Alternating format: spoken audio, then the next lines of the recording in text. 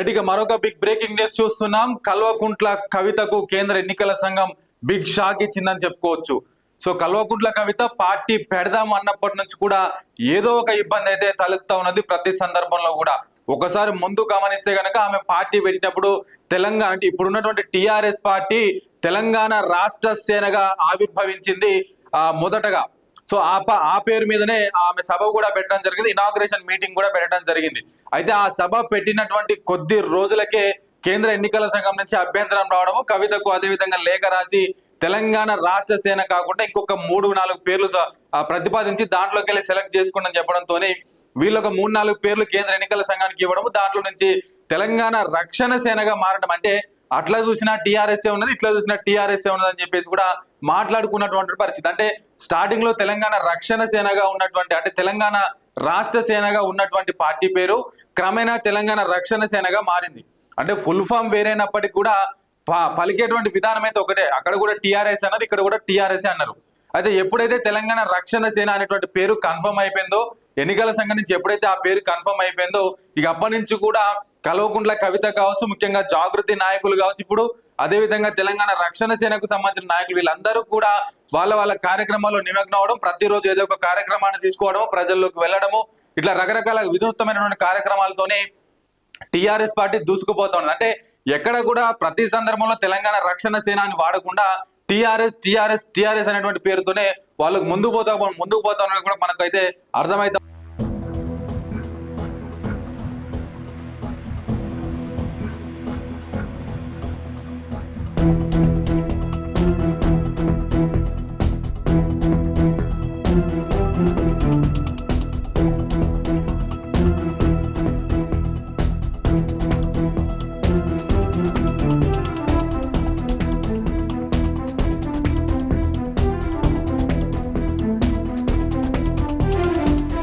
ఉన్నటువంటి పరిస్థితి.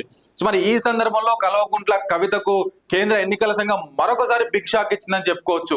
నిన్ననే కల్వకుంట్ల కవితకు అదేవిధంగా టిఆర్ఎస్ పార్టీకి అఫీషియల్ గా ఒక లేఖ అయితే రాసింది. ఏంది అనంటే, ఈ టిఆర్ఎస్ అనేటువంటి పేరు పెట్టిన తర్వాత, తెలంగాణ రక్షణ సేన అని పెట్టిన తర్వాత పెద్ద ఎత్తున దేశవ్యాప్తంగా వినతి పత్రాలు వచ్చినాయి కేంద్ర ఎన్నికల సంఘానికి. ఏంది అని చెప్పేసి గమనిస్తే, టిఆర్ఎస్ అనేటువంటి పేరు మీద ఆల్రెడీ ఇంతకుముందు ఒక పార్టీ ఉండడము, అంటే తెలంగాణ రక్షణ సేన పేరు మీద లేకపోయినా కూడా ఆ అర్థం వచ్చేటట్టు టిఆర్ఎస్ అనేటువంటి అర్థం వచ్చేటట్టు గతంలోనే ఒక పార్టీ ఉండడము, మన రాష్ట్రానికి సంబంధించి కూడా ప్రస్తుతం బీఆర్ఎస్ పార్టీగా కొనసాగుతున్నటువంటి పార్టీ కూడా గతంలో టిఆర్ఎస్ పార్టీగా ఉండే. సో అట్లా ఒక 700 వినతి పత్రాలు వచ్చినాయి అన్నమాట కేంద్ర ఎన్నికల సంఘానికి. ఈ 700 వినతి పత్రాలలో అత్యధిక భాగం బీఆర్ఎస్ పార్టీ నుంచి, బీఆర్ఎస్ పార్టీ కార్యకర్తల నుంచి, నాయకుల నుంచి వచ్చినటువంటి వినతి పత్రాలే.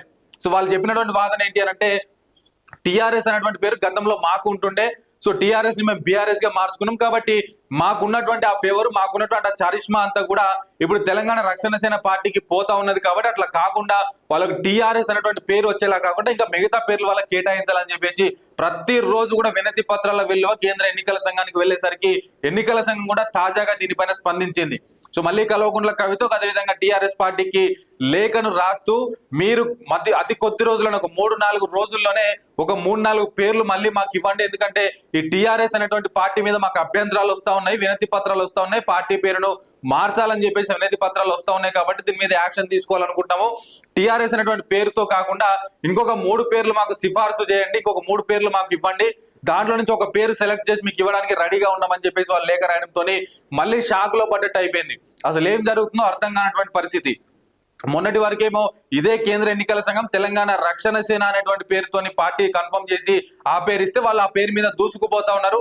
ఇప్పటికే కటౌట్లు కానీ, ఫ్లెక్సీలు కానీ, జెండాలు కానీ, రిజిస్ట్రేషన్లు కానీ, ఫేస్బుక్ లో ఐడీలు కానీ, సోషల్ మీడియాలో ఛానళ్లు కానీ, యూట్యూబ్ ఛానళ్లు కానీ, ఇట్లా రకరకాలుగా అన్ని కూడా తెలంగాణ రక్షణ, ముఖ్యంగా దిమ్మెలు కానీ, జెండా తిమ్మెలు కానీ వాళ్ళు ఆల్రెడీ తెలంగాణ రక్షణ పేరు మీద విస్తృతంగా దూసుకుపోతా ఉన్నారు. సో మరి ఈ సందర్భంలోనే మళ్ళీ పేరు మార్చాలని చెప్పేసి కేంద్ర ఎన్నికల సంఘం చెప్పడంతోనే వీళ్ళంతా కూడా పెద్ద షాక్ లో పడ్డట్టు అయిపోయింది. అయితే దీనిపైన కల్వకుంట్ల కవిత రీసెంట్ గా స్పందిస్తూ మేము ఎట్టి పరిస్థితుల్లో పేరు మార్చే ప్రసక్తి లేదు, ఇది మీరిచ్చిన పేరే తెలంగాణ రక్షణ సేన అటువంటిది, మీరిచ్చిన పేరే.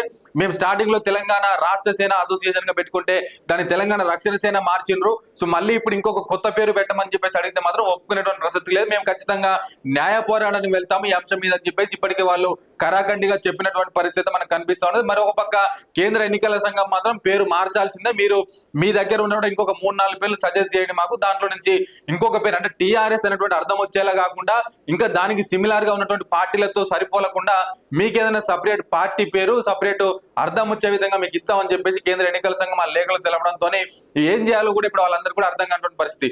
మళ్ళీ న్యాయ పోరాటానికి వెళ్తే ఏం జరుగుతుంది, ఆ న్యాయస్థానాలు ఏం చెప్తాయి, ఖచ్చితంగా పేరు మార్చుకోవాలని చెప్తే కనుక మళ్ళీ ఇప్పుడు వీళ్ళు ఎట్లాంటి అడుగులు ముందుకు వేయబోతున్నారు.